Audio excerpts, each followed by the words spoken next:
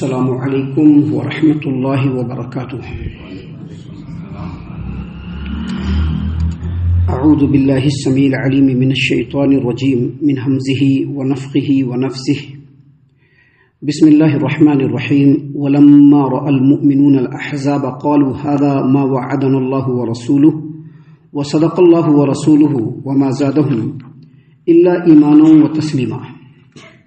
اور جب مومنوں نے ان لشکروں کو دیکھا تو کہنے لگے کہ یہ تو وہی بات ہے جس کا اللہ اور اس کے رسول نے ہم سے وعدہ کیا تھا۔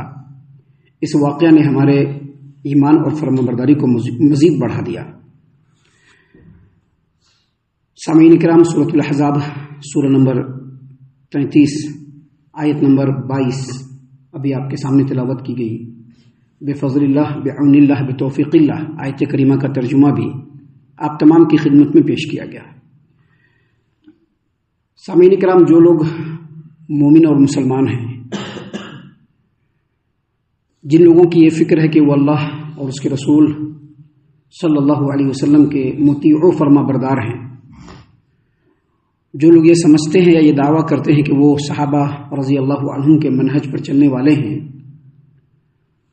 ان لوگوں کے لیے جہاں یہ پورا کا پورا قرآن کریم رشد و ہدایت کا منبع ہے، وہیں اس قرآن کریم کے اندر بعض ایسی صورتیں ہیں جن صورتوں پر ایسے لوگوں کو بطور خاص توجہ دینی چاہیے۔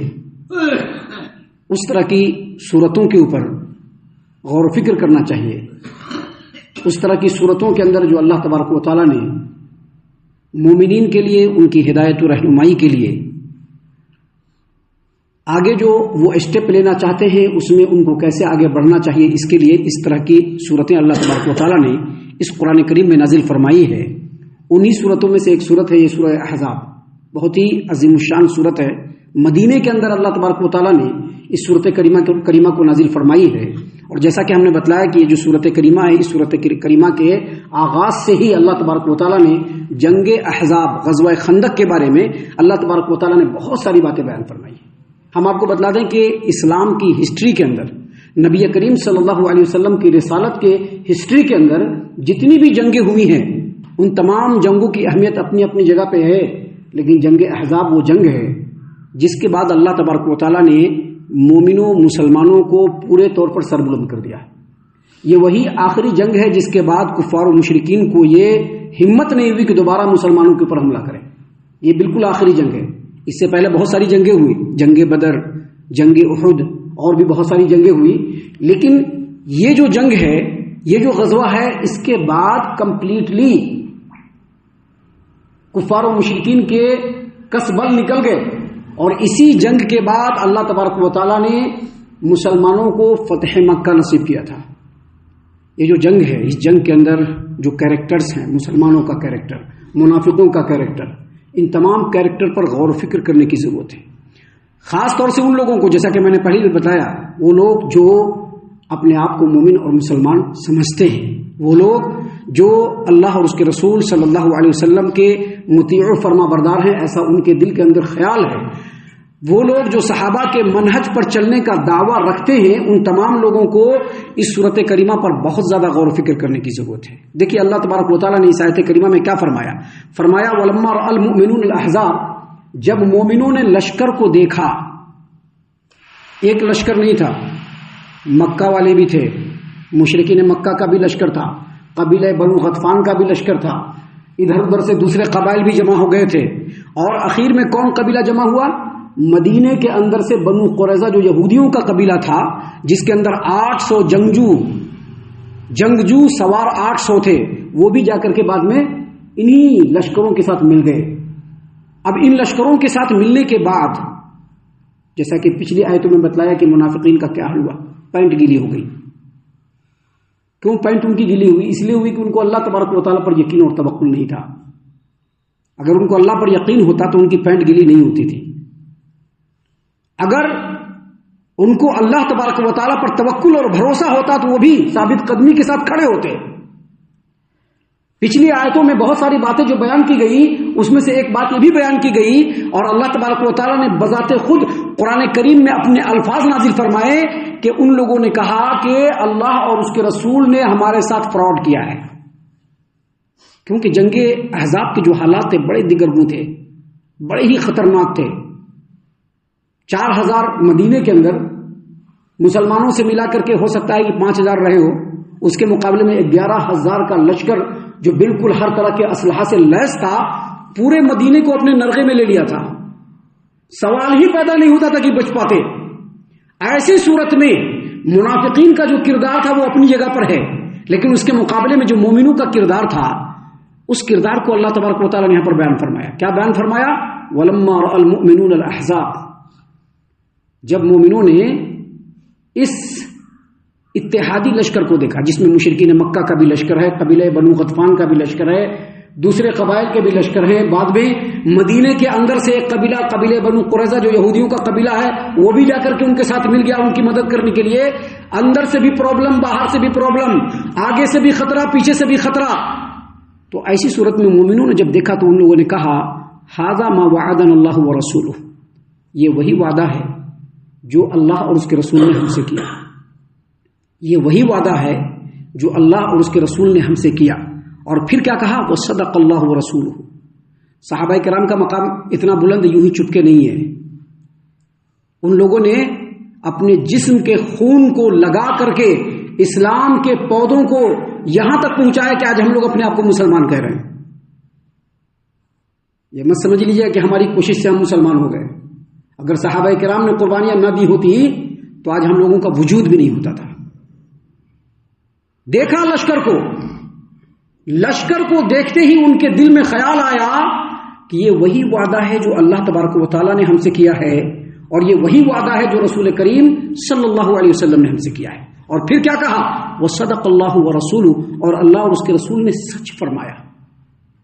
حافظ ابن کثیر رحمۃ اللہ علیہ نے اس آیت کریمہ کو کوٹ کرنے کے بعد وہاں پر لکھا ہے کہ سیدنا عبداللہ ابن عباس رضی اللہ عنہما اور امام قتادہ رحمۃ اللہ علیہ دونوں کا یہ کہنا ہے کہ یہ جو آیت کریمہ ہے جس میں مومنوں نے لشکروں کو دیکھتے ہی، صحابہ کرام نے لشکروں کو دیکھتے ہی یہ کہا کہ یہی وہ وعدہ ہے جو اللہ اور اس کے رسول نے کیا، اس سے مراد قرآن کریم سورہ بقرہ آیت نمبر 214 ہے۔ قرآن کریم سورہ بقرہ آیت نمبر 214 کیا ہے وہاں پہ؟ ام حسبتم ان تدخلوا الجنۃ ولما یأتکم مثل الذین خلوا من قبل، ام حسبتم ان تدخلوا الجنۃ ولما یأتکم مثل الذین خلوا من قبلکم مستهم البأساء والضراء وزلزلوا حتى يقول الرسول والذین آمنوا معه متى نصر اللہ الا ان نصر اللہ قریب۔ اللہ تبارک و تعالیٰ نے مومنوں کو خطاب کیا، یہ خطاب اگرچہ صحابہ کرام کو ہے لیکن یہ خطاب ہمارے لیے بھی ہے، جو ہم لوگ فوراً ترت ہمارے دلوں کے اندر جو خوف اور دہشت کا جو ایک منظر پیدا ہوتا ہے ہمارے لیے بھی ہے۔ آخر ہم لوگوں نے کتاب و سنت کو کیوں چوز کیا؟ ضرورت نہیں تھی چوز کرنے کی، ہم لوگوں نے کتاب و سنت کو چوز کیا ہے، کیوں کیا؟ ہم لوگوں نے اللہ تبارک و تعالیٰ کے کلام پر کیوں ایمان رکھا؟ ہم لوگوں نے نبی کریم صلی اللہ علیہ وسلم کی تعلیمات اور اتباع کو اپنے اوپر واجب کیوں قرار دیا؟ تاکہ ہم کو جنت ملے، اور کوئی دوسرا مقصد ہے کیا؟ کوئی دوسرا مقصد نہیں ہے۔ اللہ نے فرمایا ام حسبتم ان تدخلوا الجنہ ولما یأتکم مثل الذین خلوا من قبلکم، کیا تم یہ سمجھ لیے ہو کہ جنت میں اللہ تم کو یوں ہی داخل کر دے گا، تم لوگ جنت میں یوں ہی داخل ہو جاؤ گے؟ حالانکہ ابھی تک تو تمہارے اوپر اس طرح کی مصیبتیں نہیں آئی ہیں جس طرح کی مصیبتیں تم سے پہلے لوگوں پر آئی، کیونکہ نبی صلی اللہ علیہ وسلم تو آخری رسول ہیں۔ آپ صلی اللہ علیہ وسلم سے پہلے بھی بہت سارے رسول گزرے ہیں، گزرے کہ نہیں گزرے ہیں؟ بہت سارے رسول گزرے ہیں آپ صلی اللہ علیہ وسلم سے پہلے۔ تو کہا تم سے پہلے قوموں کے اوپر جو اللہ تبارک و تعالیٰ نے مصیبتیں، تکلیفیں اور پریشانیاں اور آزمائشیں بھیجی، ویسی آزمائش تو ابھی تمہارے اوپر آئی بھی نہیں ہے۔ مستهم البأساء والضراء وزلزلوا، ان کو اللہ تبارک و تعالیٰ کی طرف سے سخت مصیبتیں، سخت تکلیفیں پہنچی، صعوبتوں اور آزمائشوں سے وہ لوگ ہلا دیے گئے، اتنی سخت پریشانی ان لوگوں پر پڑی ہے۔ کس کو کہا جا رہا ہے؟ صحابہ کرام کو جو جنگ احزاب کے اندر گرے ہوئے، ان کو کہا گیا یہ کہ تم سے پہلے لوگوں کو رب کی طرف سے اتنی سخت آزمائش ہے، اتنی سخت مصیبتیں، اتنی تکلیفیں آئی کہ تکلیفوں سے وہ لوگ ہلا دیے گئے. حتی یقول الرسول والذین معہ، یہاں تک کہ رسول اور ان کے ساتھ جو ان کے ساتھی تھے وہ کہنے لگے متی نصر اللہ، اللہ کی مدد کہاں ہے؟ اللہ نے بعد میں فیصلہ کن انداز میں کہا الا ان نصر اللہ قریب، آگاہ ہو جاؤ اللہ کی جو مدد ہے قریب ہی آیا جاتی ہے. صحابہ کرام نے یہ سمجھا کہ یہ جو اتنا بڑا لشکر مدینے کے اوپر چڑھ آیا ہے، اب ہم لوگوں کے اچھے دن شروع ہونے والے ہیں. کیوں اچھے دن شروع ہونے والے ہیں؟ اس لیے شروع ہونے والے ہیں کہ اللہ تبارک و تعالیٰ مصیبت کے بعد ہی رستوں کو کھولتا ہے. ہم جو چاہیں گے کہ بیٹھے بیٹھے میٹھے میٹھے گلگلے ہم کو مل جائیں اور گلاب جامن ہم کو مل جائے اور ہم آرام سے منہ میں ڈالیں اور سیدھے اندر چلا جائے، ایسا نہیں ہوتا ہے. یہ اسلام کی جو ڈگر ہے بڑی کٹھن ہے. جنت تک پہنچنے کے لیے کانٹوں بھرے راہ سے گزرنا پڑے گا، وگرنہ اگر دنیا میں پھول چننا ہے چن لیجئے، پھول کے بعد پھر جو ہے پھول نہیں ملنے والا ہے. پھول کے بعد پھر کانٹے ملیں گے، یاد رکھیے گا، پھول کے بعد پھر کانٹے ملیں گے. اگر جنت کے پھول چاہیے، اگر جنت کی آرام و آشائش چاہیے، اگر جنت کی نعمتیں چاہیے تو دنیا کے اندر بڑی کٹھن رستے سے گزر کر کے جانا پڑے گا. ہم لوگ کیا سوچ رہے ہیں کہ دنیا میں بھی مستی مل جائے اور آخرت میں بھی رب العالمین جنت دے دے. اس کے لیے ہم لوگوں نے کیا کیا، کتاب و سنت پر ہم لوگ جو ہے مضبوطی سے ہم لوگ جمے ہوئے ایسا منہ سے بولنا شروع کر دیے، اپنے نام کے ساتھ فلاں چیز لکھنا شروع کر دیے اور سمجھ لیا کہ ہم کو مل جائے گا. اللہ نے کہا کہ ایسا نہیں ہوگا. یہی چیز ایمان والوں نے سمجھا. اس وقت منافقوں نے سمجھا کہ اللہ اور اس کے رسول نے ہم سے دھوکہ کیا ہے. منافقوں نے سمجھا کہ ہمارے گھر کے اندر چور اچکے آ جائیں گے. منافقوں نے سمجھا کہ ہم لوگ مارے جائیں گے. لیکن مومنوں نے جب لشکر کو دیکھا تو کہا کہ اللہ نے فرمایا کہ وَلَمَّا رَأَى الْمُؤْمِنُونَ الْأَحْزَابَ، جب مومنوں نے لشکر کو دیکھا تو ان لوگوں نے کہا کہ یہی اللہ اور اس کے رسول کا وعدہ ہے. اسی وعدے کا ذکر اللہ تبارک و تعالیٰ نے قرآن کریم میں کیا ہے. جیسے جیسے ان لوگوں پر مصیبت آتی ویسے ویسے ان کے ایمان کے اندر بڑھوتری آتی. جیسے جیسے تکلیفیں آتی ان لوگوں کا یہ سوچنا تھا، صحابہ کرام کا یہ سوچنا تھا یہ جو تکلیف آ رہی اس سے فیس ہم ہی کو کرنا ہے، دوسرے فیس نہیں کریں گے. ابھی ہم لوگ بولتے نہیں کون ہمارے ساتھ کھڑا ہوگا، یہ ہمارے ایمان کی کمزوری ہے. کہتے ہیں نا کون ہمارے ساتھ کھڑا ہوگا. کسی کو کھڑا ہونے کی کیا ضرورت ہے، کام ہمارا ہے، ہم کو کھڑا ہونا ہے. صحابہ کرام یہ سمجھتے تھے کہ یہ ہماری مشکل ہے، اس کو ہمیں دور کرنا ہے، اور جب بات ہمارے بس سے باہر ہوگی تو مدد رب العالمین کی طرف سے آئے گی. ذرا سوچئے بہت سارے ایسے علاقے ہیں جہاں پر آپ کچھ بول بھی نہیں سکتے، ہے کہ نہیں؟ بہت سارے ایسے علاقے، لیکن اللہ نے ہم کو اتنا بڑا ماحول دیا ہے کہ ہم کتاب کی بات لوگوں تک پہنچا سکتے ہیں، سنا سکتے ہیں. اللہ نے حالات کو بدل دیا، اللہ تبارک و تعالیٰ نے سارے معاملے کو الٹ دیا. آج ہم کتاب و سنت کی بات لوگوں تک پہنچا سکتے ہیں. دنیا میں بہت سارے ایسی جگہیں ہیں جہاں پر آپ کتاب و سنت کی بات کریں گے تو فوراً آپ کے گردن پر تلوار لٹکنا شروع ہو جائے گی، آپ کو اپنی نوکریوں سے ہاتھ دھونا پڑ جائے گا، آپ کچھ کر نہیں پائیں گے. لیکن اللہ تبارک و تعالیٰ نے اتنا بڑا مقام دیا. صحابہ کرام کیا سوچتے تھے کہ یہ ساری مصیبتیں ہماری ہیں، اس سے ہم کو فیس کرنا ہے، لیکن جو چیز ہمارے بس سے باہر چلا جائے گا وہاں پر رب العالمین ہماری مدد فرما دے گا. اس سلسلے میں ایک واقعہ ہے جس کو مفسرین نے بیان کیا ہے، تفسیر کی کتابوں کے اندر بھی ہے، حدیث کی کتابوں کے اندر بھی ہے، اور اس واقعے کو اپنے وقت کے مایہ ناز مصنف مفسر اور محدث صفی الرحمان مبارک پوری رحمۃ اللہ علیہ نے اپنی کتاب الرحیق المختوم کے اندر بھی بیان کیا ہے کہ اسی جنگ احزاب کے اندر جب بنو قریظہ جو مدینے کا قبیلہ تھا یہ مشرکین کے ساتھ جا کر کے جب ملا تو مسلمانوں کے اندر بڑی پریشانی شروع ہو گئی کہ دیکھیے باہر سے بھی دشمن تھے، اب تو دشمن اندر بھی ہے، اور ایک دو نہیں ہے، 1000 کے قریب کا لشکر ہے. بہت پریشانی کی بات ہے. ایسے میں نبی کریم صلی اللہ علیہ وسلم کے ذہن میں ایک بات آئی، نبی صلی اللہ علیہ وسلم کے ذہن میں ایک بات آئی کہ یہ جو قبیلہ بنو غطفان ہے جو سب سے بڑا قبیلہ ہے مشرکین کے ساتھ، مشرکین مکہ کے ساتھ، ان لوگوں کا جو اصل میں سیاسی اصول ہے وہ یہ کہ اگر مال مل جائے تو جدھر چاہے چلے جائیں، مال ملا تو جدھر چاہے چلے جائیں. نبی کریم صلی اللہ علیہ وسلم نے سوچا کہ مدینے کے اندر جو پیداوار ہوتی ہے غلے کی اس کا 1/3 قبیلہ بنو غطفان کو ہم لوگ پیشکش کریں گے اور یہ کہیں گے کہ آپ مشرکین مکہ کا ساتھ چھوڑ کے چلے جائیے، کیونکہ یہ لوگ بڑے جنگجو، اگر یہ نکل گئے تو پھر مشرکین مکہ اور ان کے ساتھ جو لشکر ہے ان کی کوئی حیثیت نہیں رہ جاتی ہے. اس چیز کو امپلیمنٹ کرنے کے لیے نبی کریم صلی اللہ علیہ وسلم نے قبیلہ بنو خزرج کے سردار اور قبیلہ اوس کے سردار، قبیلہ خزرج اور قبیلہ اوس دونوں کے سرداروں کو بلایا، سیدنا سعد بن معاذ رضی اللہ عنہ اور سیدنا سعد بن عبادہ رضی اللہ عنہ، دونوں کو بلایا اور کہا کہ دیکھو ایسا ایسا مسئلہ ہے، ہم چاہ رہے ہیں کہ جو مدینے کا جو پیداوار ہے پورے سال کا، اس کا 1/3 جو ہے قبیلہ بنو غطفان کو جو ہے ہم لوگ پرپوز کرتے ہیں، پرپوزل دیتے ہیں، ان کو ہم لوگ کہتے ہیں کہ بھائی آپ اس جنگ میں مشرکین مکہ کا ساتھ چھوڑ کر کے چلے جائیے۔ سیدنا سعد بن معاذ اور سیدنا سعد بن عبادہ رضی اللہ عنہما دونوں نے بیک زبان کہا یہ اللہ کا حکم ہے یا آپ ہم لوگوں کی دلجوئی کی خاطر کہہ رہے ہیں؟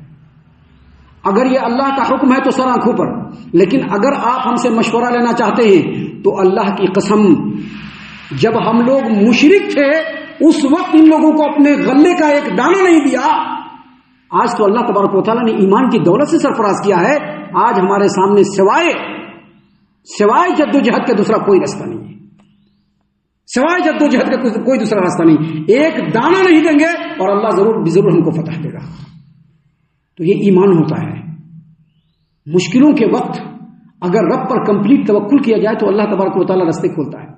دیکھا ہے نا آپ نے، ہم لوگوں نے اپنی زندگی میں دیکھا ہے، دوسرے جگہ جانے کی ضرورت نہیں ہے، ہم لوگوں نے اپنی زندگی میں دیکھا ہے، انہوں نے دیکھا ہے کہ نہیں دیکھا ہے، کیسے اللہ تبارک و تعالیٰ نے راستے کھولے۔ کیوں کھولے؟ کیونکہ ہم لوگ اڈکٹ تھے، ہم لوگ بالکل ثابت قدم تھے، ہم لوگوں کا ٹارگٹ ایک ہی تھا کہ توحید کی شمع جلے، تھا کہ نہیں تھا؟ اللہ تبارک و تعالیٰ نے ایسی جگہوں سے رستہ کھولا کہ ہم لوگ سوچ بھی نہیں سکتے تھے۔